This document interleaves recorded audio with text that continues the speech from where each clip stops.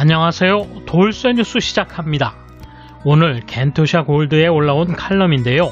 제목은 손에 쥐는 28만엔의 비참함, 올림픽에 들끓는 일본 곧 닥칠 고통스러운 현실입니다.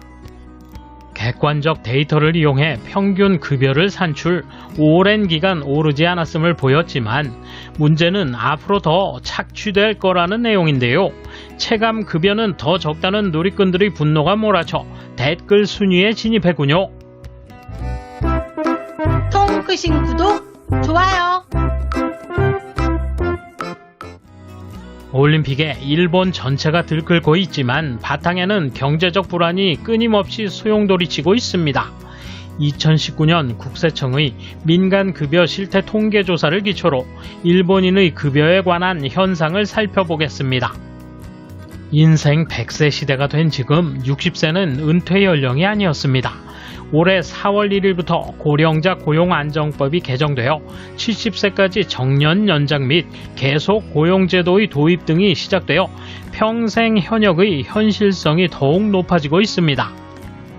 노후자금 2천만엔 문제도 오랫동안 거론되어 국민 전체의 위기의식은 높아지고 있다고 생각할 수 있지만 민간 급여 실태 통계 조사를 보면 일본인의 일을 해야만 돈을 버는 현상의 비참한 실태가 밝혀졌습니다. 우선 전체의 평균 급여, 1년 내내 근무한 급여 소득자의 1인당 평균 급여 액수는 436만 엔입니다. 연수입 436만 엔이면 어림잡아 월수입 36만 엔, 실수령액은 대략 28만 엔 정도 됩니다. 최근 2인 이상 가구의 소비 지출이 약 28만 엔 정도니까 가족을 부양하기엔 너무 빠듯한 금액입니다. 이는 어디까지나 평균액, 많은 일본인에게 노후자금 2천만 엔은 터무니없는 숫자임을 알려주는 데이터입니다. 가장 높은 보수의 업종은 전기, 가스, 열공급, 수도업입니다. 사원수 규모별로 보면 종사원 10명 미만 사업장에서는 100만엔 초과 200만엔 이하가, 30인 이상인 경우는 300만엔 초과 400만엔 이하가 가장 많았습니다. 업종에 따라 정의는 다르지만 일본에서 사업하는 회사의 90% 이상이 중소기업입니다.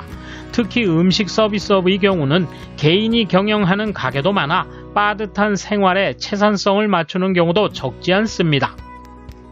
1인당 평균 급여를 연령 계층별로 보면 남성은 60세 미만까지는 연령이 높아짐에 따라 평균 급여도 높아져 55세에서 59세의 계층이 가장 높은 급여를 받는 경향이 있습니다.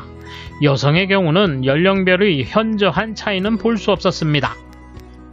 꾸준히 일하면 돈이 늘어나겠군 이라고 믿고 싶지만 임금 인상 코스에는 어처구니 없는 함정이 기다리고 있습니다.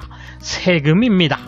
연간 급여 800만엔 초과인 사람은 512만 명으로 전체의 9.7%밖에 안 됩니다.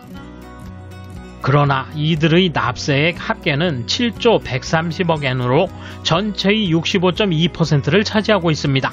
일본의 누진 과세로 연봉 1000만 엔 정도가 가장 손해라는 것은 일설로 알려져 있습니다. 이에 대해서는 전문가들이 날카롭게 지적합니다. 연수입이 1000만 엔이어도 실수령액은 600에서 700만 엔까지 줄어버립니다. 급료가 올랐다고 해도 세금이나 사회보험료의 부담이 무겁기 때문에 실수령액은 거의 증가하지 않습니다. 많은 사람들은 이 사실을 잘 모릅니다. 셀러리맨은 고분고분해서 국가로부터 착취당해도 불평 없이 계속 일하고 있는 것입니다. 직접세, 사회보험료 등이 가장 많은 것은 45세에서 54세, 실수입액의 약 20%나 공제되고 있습니다.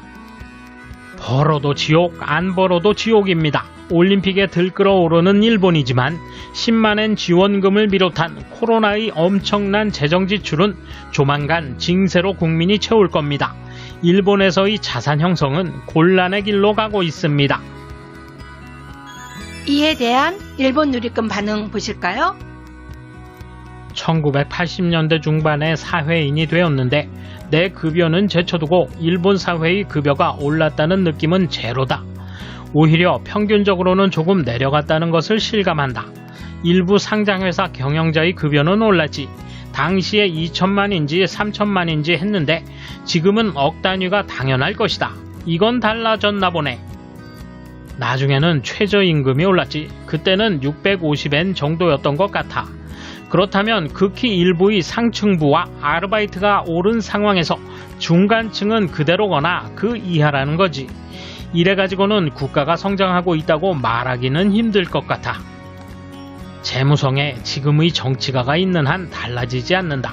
일본이 이러는 동안 미국은 초봉 약 52만, 일본은 약 23만 정도, 2배의 차이가 벌어져 있다.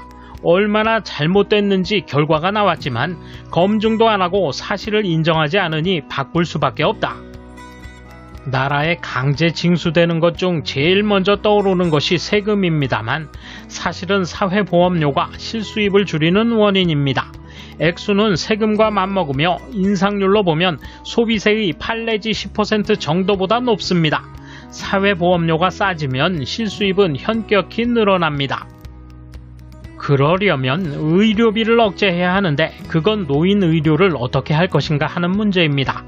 건강히 장수하는 것이 가장 좋지만 연명만을 위한 치료가 남아있고 본인도 빨리 편안해지고 싶은 사람에게 의료비를 계속 사용하는 것은 후세대의 부담을 고려했을 때 과연 올바른 선택일까요? 평균 급여가 가장 높은 업종이 전기, 가스, 열공급, 수도업이라고 평균 824만 엔이라는데 생활에 필수적인 것을 빙자하여 바가지 씌우는 것 같다. 너무하다는 생각이 든다. 평균 28만? 또 관료들이 적당히 수치를 계산해 평균을 내는군. 그런 식으로 받는 사람은 많지 않아. 그것만 있으면 생활은 아직 편해. 이건 또 평소와 같은 방식으로 증세, 새롭게 과세하기 위한 구실로 삼으려는 준비인가? 정치인과 관료는 수치로 보지 말고 현실을 봐. 학교 공부만 잘하니까 숫자를 잘 다루지만 현실을 보는 지능은 없다. 돈만 짜내는 것밖에 생각 안 하면서 일본은 자꾸자꾸 쇠퇴해가는, 당연히 아이는커녕 결혼조차 할 수 없는 사람이 계속 증가한다. 결국 정치가와 관료들은 자기 몫이 적어지는 게 싫어서 짜내기만 한다. 너무 더러워. 급여는 오르는데 세금과 사회보험료도 오르니 실수입은 초임부터 달라지지 않았다. 이럴 수가 있어. 책임만 늘어날 뿐 무엇 때문에 일하고 있는지 아무리 생각해도 이 나라의 방향은 잘못됐다. 어떻게 좀 바꿔야지. 자본주의는 기본 착취 구조이므로 급여는 최대한 낮게 억제하고 사업주가 수익의 대부분을 얻는다. 거기다가 대기업이 시장을 거의 독차지하면서 부의 편중 현상이 있기 때문에 제로에서 신사업으로 완성되는 것은 매우 어렵다. 즉 일부의 부유층과 다른 일반 종업원의 구도가 고정화되어 있다. 살리지도 않고 죽이지도 않는다는 에도시대의 습관 그대로다. 빠듯한 생활을 하는 자들로부터 소득세와 소비세 같은 속임수로 세금을 받지 않는 것처럼 과세하여 많이 착취한다. 겨우겨우 살아가는 상황에서 아이를 낳을 엄두가 나지 않는다. 과다한 재산가들에게서는 세금을 강제로 징수하라.